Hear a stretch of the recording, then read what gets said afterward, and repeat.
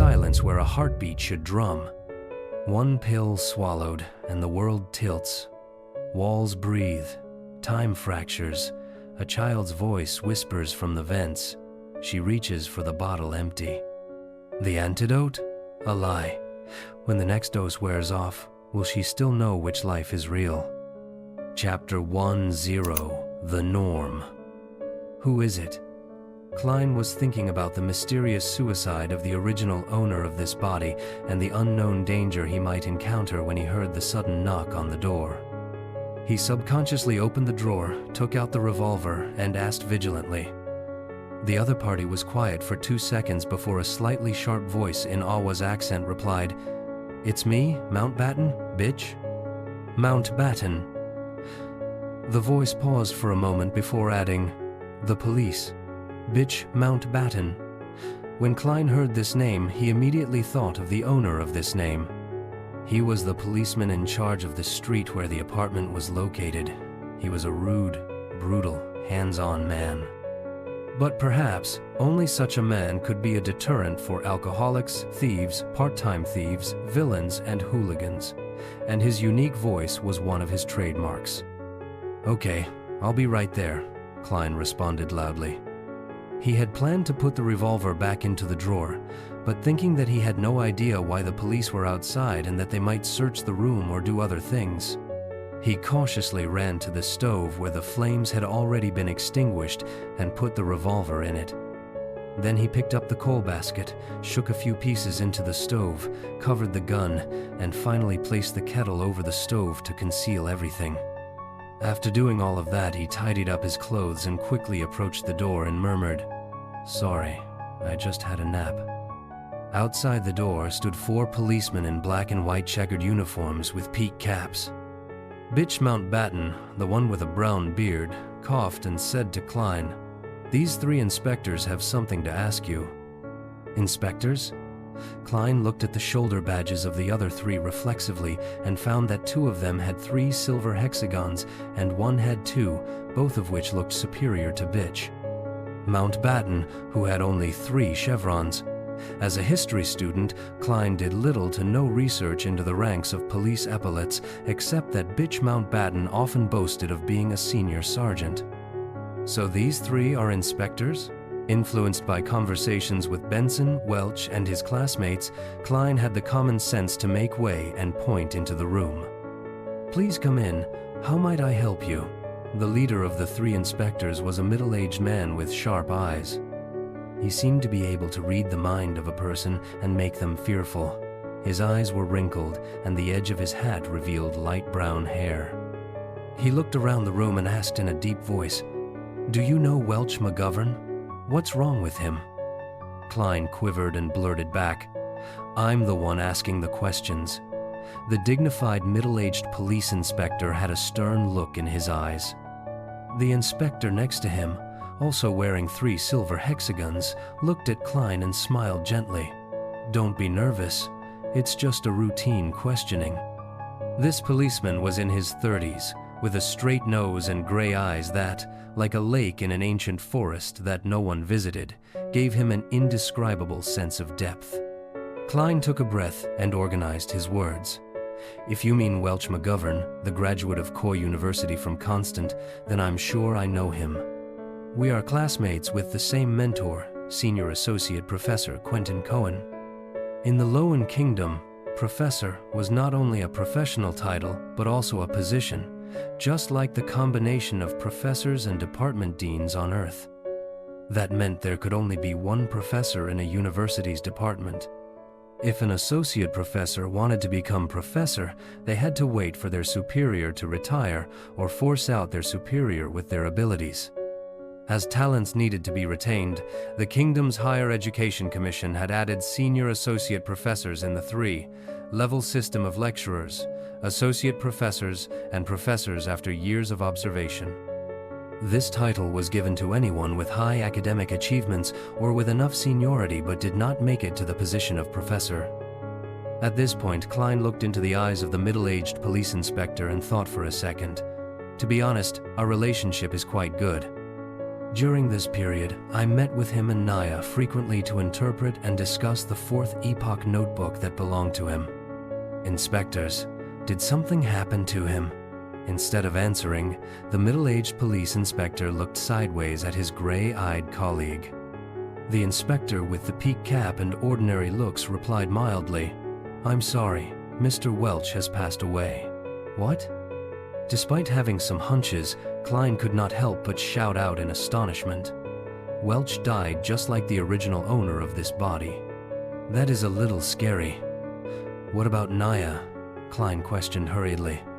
Miss Naya passed away too, the gray-eyed police inspector said quite calmly. Both of them died in Mr. Welch's house. Killed? Klein had a vague guess. Perhaps it was suicide. The gray-eyed inspector shook his head. No, the scene suggests that they committed suicide. Mr. Welch hit the wall with his head many times, covering the wall with blood. Miss Naya drowned herself in a basin. Yes, the kind used to wash your face. That's impossible. Klein's hairs stood on their ends as he seemed capable of imagining the strange scene. A girl kneeling on a chair and burying her face into a basin filled with water, her soft brown hair swaying in the wind, but her entire person remaining motionless. Welch falling to the ground and staring at the ceiling intently, his forehead in a complete blood-mangled mess, while the traces of the impact on the wall were evident with the streaks of blood. The gray-eyed inspector continued, "We believe so too, but the autopsy results and the situation at the scene exclude factors such as drugs and external forces. They, being Mr. Welch and Miss Naya, showed no signs of struggling." Before Klein could speak again, he stepped into the room and asked, pretending to be casual, "When was the last time you saw Mr. Welch or Miss Naya?" As he spoke, he gestured with his eyes to his colleague with 2 silver hexagons. He was a young police inspector and looked about the same age as Klein. With black sideburns and green pupils, he was good-looking and had a poet's romantic temperament. When he heard the question, Klein thought about it and answered it thoughtfully. "It should be June 26th. We were reading a new chapter in the notes. Then, I went home to prepare for my interview on June 30th. The interview was for the history department of Tingen University. Tingen was known as the city of universities. There were 2 universities, Tingen and Khoi, as well as technical schools, law colleges, and business colleges. It was second only to Backlund, the capital. As soon as he finished, he saw the young police inspector walk towards his desk in the corner of his eye and pick up the notes which resembled more of a diary. Damn, I forgot to hide it. Hey, Klein cried out. The young inspector smiled back at him, but did not stop flipping through his notes, while the gray-eyed inspector explained, "This is a necessary procedure."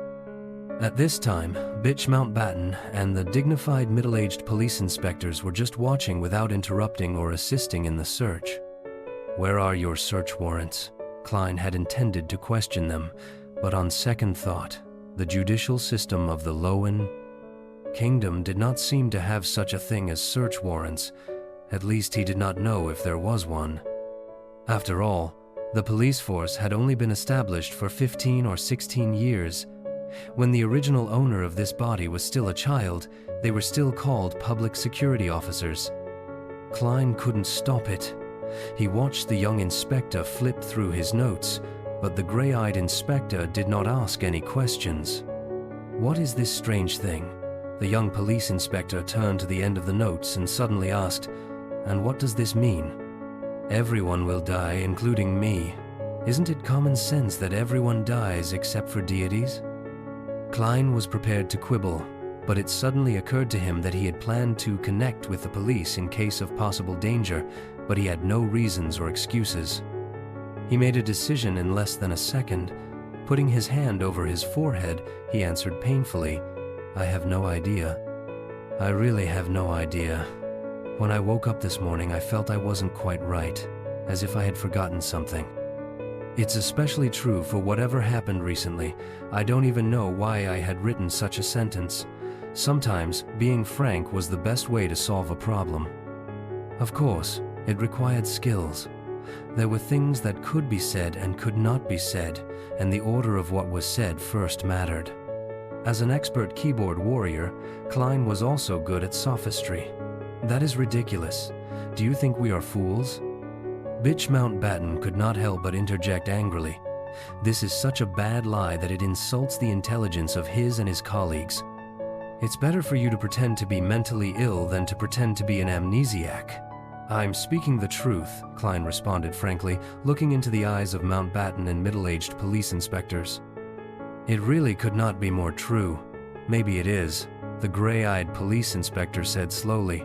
What? He really believed it? Klein was surprised himself. The gray-eyed inspector smiled at him and said, "An expert will come in 2 days, and believe me, she should be able to help you to recall your lost memories." Expert? Help me remember my memories? In the field of psychology? Klein frowned. Hey, what if his memories of Earth were exposed? He suddenly felt like face-palming himself. The young police inspector put down his notes and searched his desk and room. Fortunately, he focused on books instead of lifting the kettle.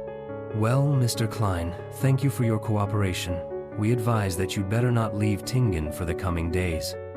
If you have to, please notify Inspector Mountbatten, or you'll become a fugitive, the gray-eyed police inspector warned. That's it?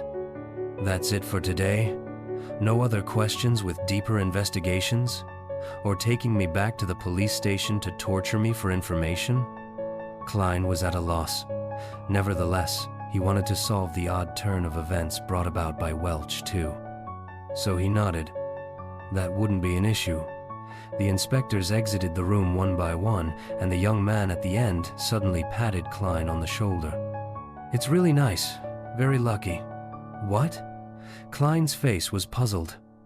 The green-eyed police inspector with a poet's temperament smiled and said, "Generally speaking, the norm is for all the involved parties to die in such an event. We are very glad and fortunate to see you still alive." After that, he exited the room and closed the door behind him politely. The norm is for everyone to die together. Very glad that I'm still alive. Fortunate that I'm still alive. On this June afternoon, Klein was chilling all over.